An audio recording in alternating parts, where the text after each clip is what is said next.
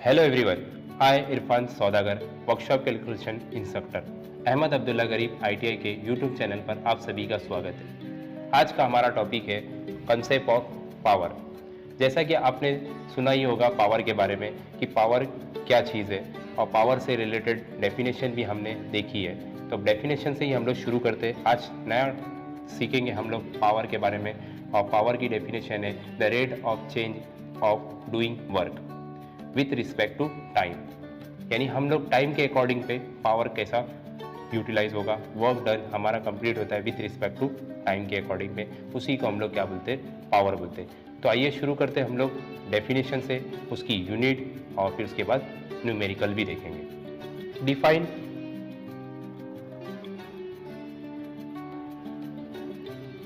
It is defined as rate of doing work। इसी को क्या बोलते हैं हम लोग, इज कॉल्ड पावर। सबसे बेसिक यूनिट है ये स्टूडेंट, उसको याद करने के लिए। तो पावर की जो फॉर्मूला होता है, power is equal to work done with respect to time.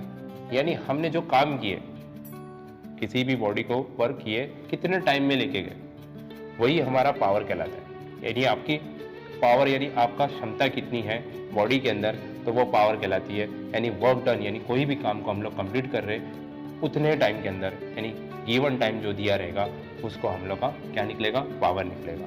तो पावर की जो यूनिट होती है यानी वर्क डन हम लोग लिखते हैं वो न्यूटन मीटर लिखते हैं, और newton metre divide by second, और न्यूटन मीटर को हम लोग बोलते हैं जूल, तो जूल पर सेकेंड। फॉर्मूला क्या बन गया, जूल पर सेकेंड। और इसको साइंटिस्ट ने डिराइव किया है तो क्या बन गया स्टूडेंट, जूल पर सेकेंड का वॉट बन गया।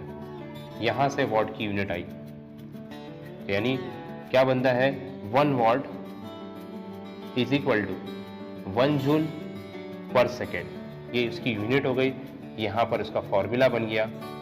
और ये फर्स्ट हमारी थी डिफिनेशन, जो डेफिनेशन में पावर में और इसकी यूनिट को, इसको देखते हुए हम लोग इसका 2 क्वेश्चंस को हम लोग सॉल्व करेंगे। तो स्टूडेंट हम लोग यहाँ पर 2 क्वेश्चंस पावर से रिलेटेड सॉल्व करेंगे। जैसे कि यहाँ पर क्वेश्चन दिया है, first, a man of mass 80 kg climbs up 4 metre high stairs in a 10 second, find the power spend by the man.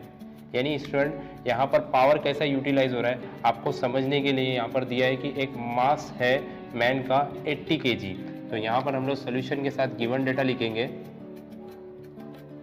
कि मास ऑफ मैन यानी उसका वजन m जो दिया है कितना है, 80 kg, 80 किलो का वो मैन है, वो क्लाइम्स यानी ऊपर चढ़ रहा है स्टेयर के थ्रू, वो भी 4 मीटर हाई पे, यानी हाइट जो दी है उसकी h 4 मीटर की है, इन 10 सेकेंड, कितने सेकेंड के अंदर, टाइम जो दिया है इसका t 10 second. Take g value यानी ग्रेविटी कितनी दी है, 10 मीटर पर सेकेंड स्क्वायर। तो स्टूडेंट आपको मालूम है क्या फाइंड आउट करना है, यहाँ पर पावर फाइंड आउट करना है। तो टू फाइंड पावर यानी उसकी एनर्जी कितनी लगी है, पावर कितना होगा उसका, वो पावर हम लोग को फाइंड आउट करना है। देखो कोई भी चीज़ होती है, किसी भी काम को कंप्लीट करने में टाइम तो रिक्वायरमेंट है ही, तो वो पावर ही हमारा है जो कितना उस काम को कंप्लीट करेगा, कितने टाइम के लिए। तो ये बेसिकली है, तो ये बेसिक लेवल पे ही क्वेश्चंस आपको दिए हुए हैं। तो इसका सबसे पहले हम लोग वर्क डन निकालेंगे, कितना उसका वर्क डन हुआ। तो वर्क डन के लिए हमने लिखे है VD यानी mgh। ये क्यों mgh यूज़ किए, जैसे कि हमने पोटेंशियल एनर्जी उसके पास कितनी पावर कंजप्शन के लिए वो वर्क कितना हो रहा है, तो मास है उसके पास, ग्रेविटी है और हाइट ऑफ द स्टेयर है, यानी कितनी हाइट तक वो जा रहा है पर्सन, तो वो हाइट इंपॉर्टेंट रखती है। साथ में 80 kg है, मल्टीप्लाई बाय ग्रेविटी है 10, मल्टीप्लाई बाय हाइट 4 है। तो वर्क डन हमारा यहाँ पर मिलेगा 8। सबसे पहले हम नंबर्स को मल्टीप्लाई करते हैं इजीली, 8 4 32 हो गया, और 2 जीरो हमने कैरी कर लिए साथ में, यानी 3200 इसका वर्क डन हो गया, यानी ये जूल हो गया, यानी न्यूटन मीटर हम लोग बोल सकते हैं, ये वर्क डन आएगा। स्टूडेंट अब इसका पावर निकालना है। मैंने आपको पहले ही बता दिया था पावर का क्या फॉर्मूला रहता है, rate of work doing work. तो रेट ऑफ वर्क डूइंग में क्या रहता है हमारा कि power is equal to work done upon time.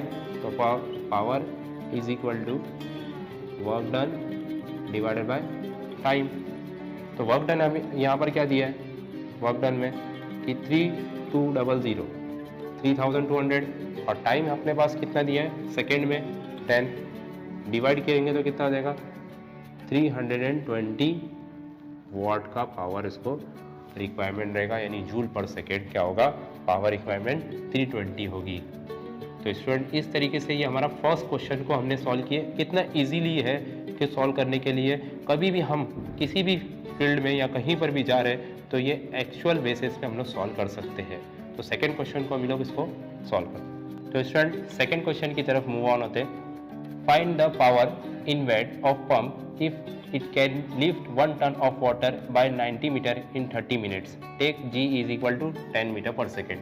तो यहाँ पर आपको क्या दिया है कि वाटर को हम लोग को लिफ्ट करवाना है 1 टन के वाटर को। 1 टन वाटर यानी मास ऑफ वाटर है, तो टन में इसको हम लोग कन्वर्ट करेंगे केजी पे, ठीक है। और 90 मीटर यानी हाइट ऑफ द वाटर की जो लेके जाना है वो 90 मीटर तक लेके जाना है। तो उसमें पावर रिक्वायरमेंट कितना है वो कैलकुलेट करना है। तो एज पर गिवन डेटा हम लोग लिखेंगे, गिवन डेटा में mass of water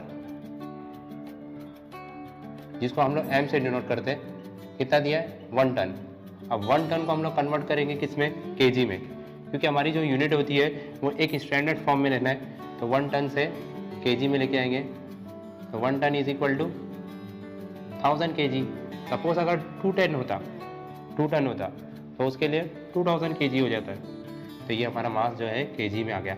height of the water ये भी इंपॉर्टेंट है, h 90 मीटर तक, यानी ज़मीन से कितना ऊपर तक लेके जा रहे हैं तो 90 मीटर तक। और टाइम जो दिया है हमको कितने टाइम के लिए लेके आना है t 30 मिनट में, और मिनट आपको मालूम है सेकेंड में कन्वर्ट करना है। 1 मिनट में आपके पास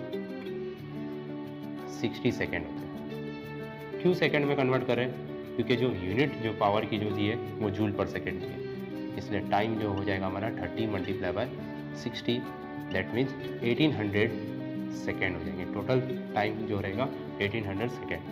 पावर के फॉर्मूले के अकॉर्डिंग पे जाते हैं, power is equal to work done divide by time. देखो स्टूडेंट हमने जो यूज़ किए पावर का फॉर्मूला वो work done upon time use किए। कहीं पर भी मैंने कोई दूसरे फर्स्ट फार्मूले में भी हमने फर्स्ट क्वेश्चन में भी सॉल्व किए तो सेम ही फार्मूला यूज़ किए। फार्मूला एज पर रहता है, बस हमको ध्यान देना है कि गिवन डेटा क्या दिया।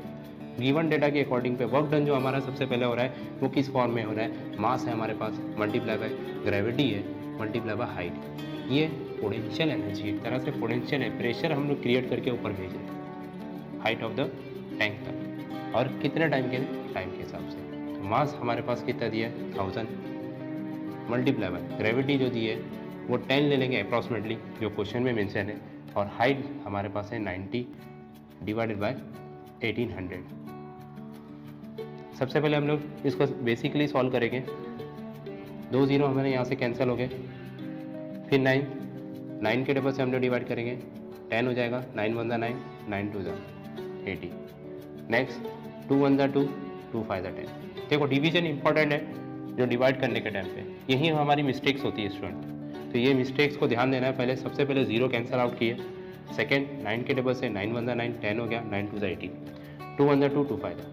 अब हमको क्या करना है, डायरेक्टली ये सबको मल्टीप्लाई करना है। तो कितना हो जाएगा 50 मल्टीप्लाई बाय, ये दोनों का मल्टीप्लाई करें 50 और 10, यानी 500 वाट।